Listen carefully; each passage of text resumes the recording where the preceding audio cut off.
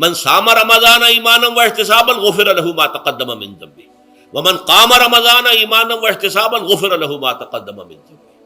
تو سیام اور قیام جو ہے ان دونوں کا حق ادا ہو جاتا ہے. تو یہ ہے شہر رمضان الذی انزل فیہ القرآن ھدی للناس وبینات من الھدی والفرقان فمن شہد منکم الشہر فلیصم ومن کان مریضا او علی سفر فعدۃ من ایام اخر یرید اللہ بکم اليسر ولا یرید بکم العسر وَلِتُكْمِلُوا الْعِدَّةَ وَلِتُكَبِّرُوا اللَّهَ عَلَى مَا هَدَاكُمْ وَلَعَلَّكُمْ تَشْكُرُونَ. اب جو آخری لفظ ہے لَعَلَّكُمْ تَشْكُرُونَ، اب اس کی وضاحت سمجھیے. اور رمضان کے یہ دو پروگرام جب پیرلل ہو جائیں گے، جب دونوں کی پابندی کی جائے گی تو اس کا حاصل کیا ہے؟ اس بات کو سمجھنے کے لیے سب سے پہلے آپ اس کو سمجھیے کہ جسے ہم خود ہی کہہ رہے تھے، جسے ہم سیلف کہہ رہے تھے، اپنی انا کو مضبوط کرنا، سیلف کنٹرول، ایگو جو ہے وہ پوری طرح قابو یافتہ ہو اڈ اور لیبیڈو پر، اصل میں اس سے مراد کیا ہے؟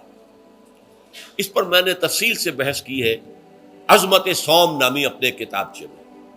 ویسے یہ ہے کہ وہ مشکل ہے، ذرا فلسفیانہ اس کا انداز ہے، لیکن یہ ہے کہ وہی باتیں آسان الفاظ میں جو دوسرا کتابچہ ہے عظمت سیام و قیام رمضان مبارک، وہ آسان ہے. اگرچہ یہ دونوں بہت ہی محدود تعداد میں ہمارے پاس ہیں، لیکن یہ کہ میں نے ذکر کر دیا، جو حضرات لینا چاہیں وہ لے لیں. لیکن یہ ہے کہ اس میں اصل پس منظر کیا ہے. دیکھیے ہمارا جو وجود ہے انسان کا، یہ کمپوزٹ ہے، مرکب ہے. ہمارے دو وجود ہیں جو جوڑ دیے گئے. کیسے جوڑ دیے گئے ہم نہیں جانتے، لیکن ہے دو وجود. ایک وجود حیوانی ہے، میں نے عرض کیا تھا پہلے ہی، ہر انسان ایک حیوان بھی ہے مکمل، سارے حیوانی تقاضے ہمارے اندر بھی ہیں. لیکن حیوان اور انسان میں بنیادی فرق یہ ہے کہ انسان کا جو اصل وجود ہے وہ روحانی ہے. اس روحانی وجود کی وجہ سے انسان کا وہ مقام ہوا کہ تمام فرشتوں کو اس کو سجدہ کرنے کا حکم دیا گیا. فَإِذَا سَوَّيْتُهُ وَنَفَخْتُ فِيهِ مِن رُوحِي فَقَعُوا لَهُ سَاجِدِينَ. فرشتوں سے کہہ دیا گیا تھا کہ میں ایک بشر پیدا کرنے والا ہوں مٹی سے. جب میں اسے پیدا کر لوں اور اس کی ناک پلک سنوار دوں، دو پلک درست کر دوں، تو پھر اس کے سامنے اور اس میں اپنی روح میں سے پھونک دوں تو گر پڑنا اس کے سامنے سجدے. حیوان انسان اور انسان روحانی یہ دونوں مل کر اب آدم بنے ہیں.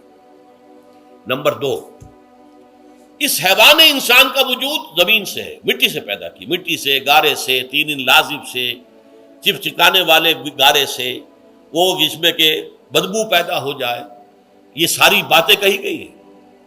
اور سائنس بھی کہتی ہے مٹی سے پیدا ہوئے. کیسے پیدا ہوئے اس میں اختلاف ہے، لیکن یہ کہ ہے مٹی ہماری اوریجن، قرآن بھی کہتا ہے اور سائنس بھی کہتی ہے.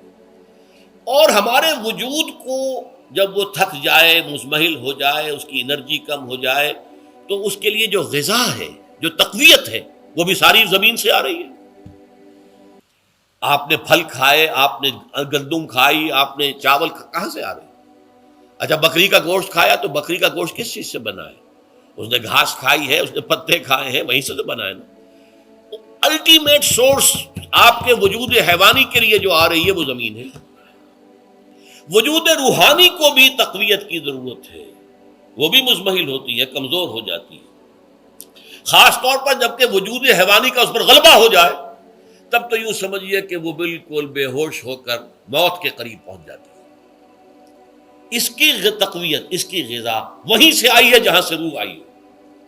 وہ کلام ربانی ہے، روح ربانی. نفخت فیہ من روحی، من روحی، من روحی، میں پھونک دوں اس میں اپنی روح میں سے. روح کا تعلق ذات باری تعالیٰ کے ساتھ ہے.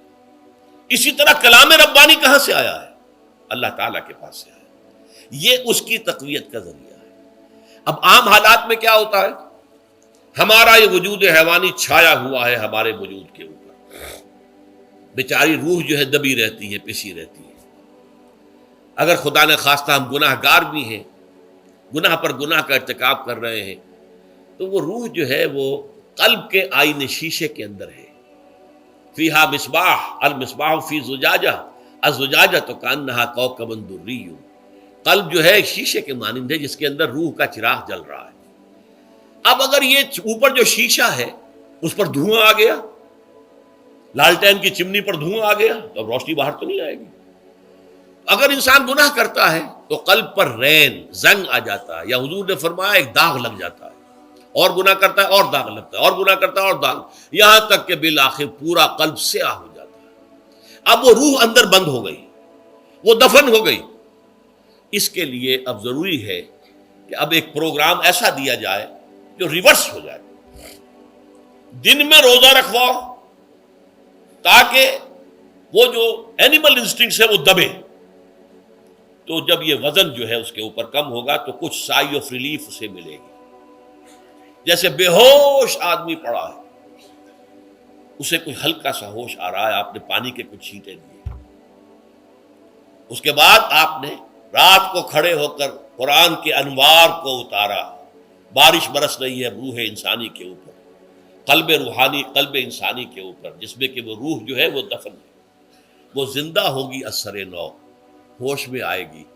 اور ہوش میں آئے گی تو دو کام ہوں گے، ایک تو اسے قرآن کی عظمت کا احساس ہوگا، یہ قرآن میری حیات تازہ کا ذریعہ بنا ہے، میں دب گئی تھی، میں پس گئی تھی، میں بے ہوش تھی، میں نیم مردہ تھی، اس قرآن کی بارش نے، یہ ترشح جو ہوا ہے مجھ پر، اس نے مجھے حیات تازہ عطا فرمائی۔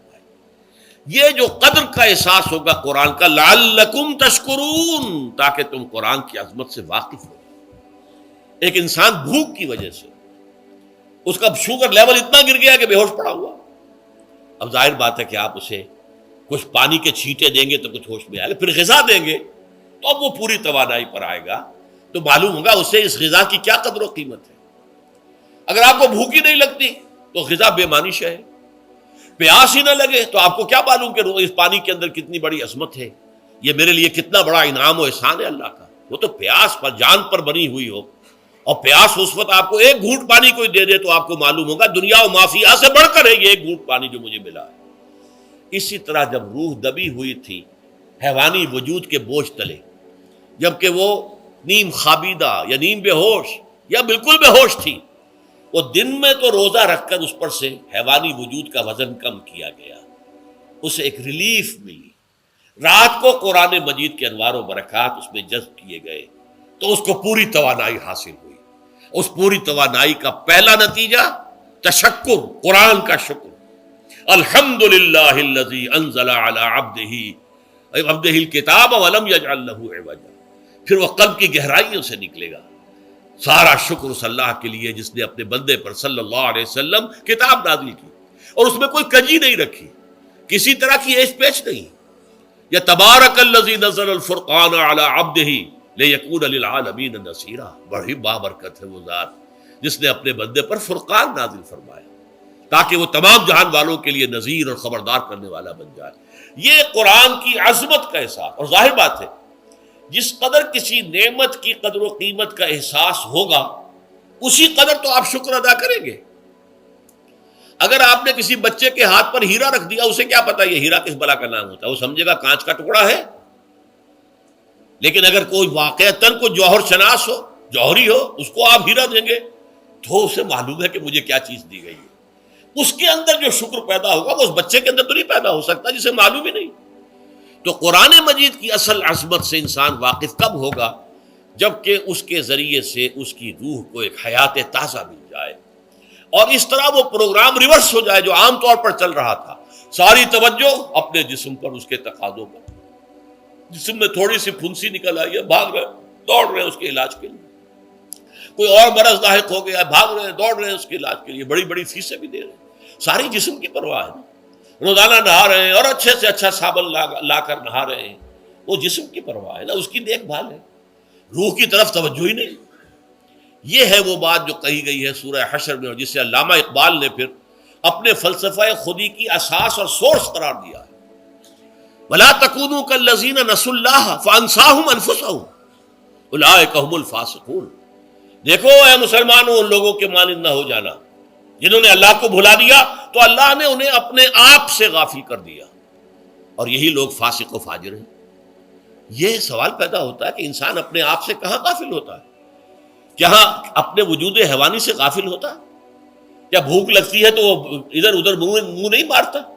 غذا کو حاصل کرنے کے لیے کوشش نہیں کرتا؟ پیاس لگتی ہے تو کیا پانی یا کوئی اور مشروب تلاش نہیں کرتا؟ کوئی بیماری لاحق ہوتی ہے تو کیا اس کے علاج کی طرف توجہ نہیں کرتا؟ اسے آرام کی حاجت ہوتی ہے تو آرام نہیں لیتا؟ اپنے اس وجود سے تو غافل نہیں. کون سے وجود سے غافل ہوا ہے؟ وہ روحانی وجود سے غافل ہے. بھول گیا کہ میرے اندر روحانی وجود بھی ہے اور اس کا تعلق ذات باری تعالیٰ کے ساتھ ہے. اس نے سمجھا کہ میں بس حیوان ہوں، نرا حیوان ہوں، اپنے اس وجود کی اصل حقیقت ہی سے بے خبر، غافل. چنانچہ آج کے دور کا سب سے بڑا المیہ کیا ہے؟ ڈارون کے نظریے کے جو اثرات پیدا ہوئے ہماری معاشرت پر، ہماری سوچ پر، ہمارے فکر پر، ہمارے فلسفے پر، ہماری سوشولوجی پر، وہ کیا ہے کہ ہم بھی نرے حیوان ہیں. اللہ اللہ خیر سبھی. یہ سب سے بڑی محرومی ہے اس دور کی کہ انسان اپنے اصل شرف سے خود ہی مستعفی ہو گیا. ہمارا کوئی وجود ہے ہی نہیں روحانی وغیرہ. روح کسے کہتے ہیں ہم نہیں جانتے، بس یہ جسم ہے. ہم اللہ کو نہیں جانتے کون ہے کون نہیں ہے. ہوگا ہم تو اس کائنات کو جانتے ہیں. ہم روح سے واقف نہیں، ہم تو اپنے جسم کو واقف. آخرت سے ہمیں کچھ پتہ نہیں، شاید ہو شاید نہ ہو، کچھ پتہ نہیں. لیکن یہ زندگی تو ہے، اسے ہم جانتے ہیں. یہ ہے آج کے انسان کا سب سے بڑا المیہ. اور یہ ہے ماس اسکیل کے اوپر ارتداد، ذہنی طور پر مرتد ہو چکے ہیں. انسانوں کی عظیم اکثریت مرتد ہو چکی ہے. یہ ہے در حقیقت کہ روزہ جو ہے اس پروگرام کو آ کر ریورس کرتا ہے. دن میں کھانے پینے، جنسی تقاضے پر پابندی، وہ وجود حیوانی کا وزن کچھ کم ہوا. روح جو دبی ہوئی تھی، یا سسک رہی تھی، یا بے ہوش تھی، یا نیند مردہ تھی، اسے کچھ ریلیف ملا. اب اس کے اوپر قرآن مجید کے تیرے ضمیر پہ جب تک نہ ہو نزول کتاب، گرہ کشاہ نہ رازی نہ صاحب کشاف، ہمارے دلوں کے اوپر بارش ہو رہی ہو انوار قرآنی کی. وہ ظاہر بات ہے کہ بغیر سمجھے تو نہیں ہوگی بارش. وہ تو آپ کچھ سمجھ رہے ہوں گے تو بارش ہوگی، ورنہ تو یہ ہے کہ ٹھیک ہے، میں پہلے بھی عرض کر چکا ہوں، آپ کو ثواب تو ملے گا، لیکن یہ ہے کہ وہ اصل مقصد قرآن کی عظمت کا قلب کی گہرائیوں سے اعتراف جو ہے، اور اس پر اللہ کا شکر تو ادا ہوگا. لعلکم تشکرون، جبکہ قرآن مجید جو ہے آپ کے قلب کے اوپر نازل ہے، اس کا مفہوم نازل ہے. اچھا، اس کا دوسرا نتیجہ کیا نکلتا ہے؟ جب وہ روح جو ہے وہ ہوش میں آئے گی، اس کو حیات تازہ مل گئی، وہ اپنے اصل مرکز اور منبع اور سرچشمہ کی طرف جو ہے متوجہ ہوگی. عربی زبان کا ایک مقولہ ہے، کل شیء یرجع الی اصلہ، ہر شے اپنی اصل جڑ کی طرف جو ہے لوٹتی ہے. ہمارا وجود حیوانی زمین سے زمینی کی طرف لوٹتا ہے، یعنی مرنے کے بعد زمینی میں چلا جائے گا. اور نمبر دو، دنیا میں بھی زمینی خواہشات، زمینی تمنائیں، آرزویں وہ ہیں. ولکنہ اخلد الی الارض، جیسے کہ سورہ وہ کہا گیا ہے بلعام بن باعورہ کے بارے میں سورہ اعراف میں، وہ تو زمین ہی کی طرف دھنستا چلا گیا.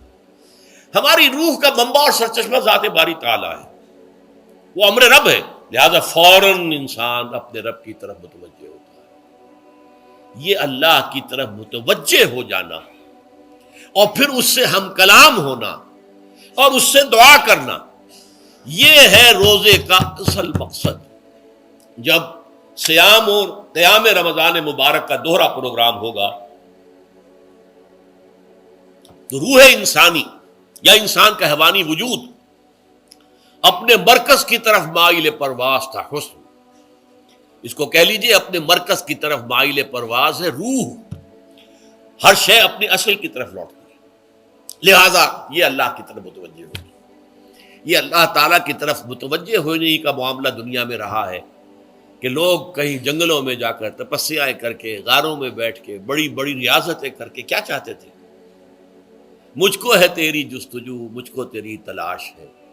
خالق میرے کہاں ہے تو، مجھ کو تیری تلاش ہے. میں نے یہ نظم جو ہے تقریباً 6 سال جو ہے ہر روز صبح، ہمارا جو ہائی اسکول تھا اس میں جو صبح پریئر ہوتی تھی، لوگ سب جمع ہوتے تھے، پورا اسکول جو ہے اس کے ہمارے طلباء، تو یہ نظم جو ہے پڑھی جاتی تھی. مجھ کو ہے تیری جستجو، مجھ کو تیری تلاش ہے. خالق میرے کہاں ہے تو، مجھ کو تیری تلاش ہے.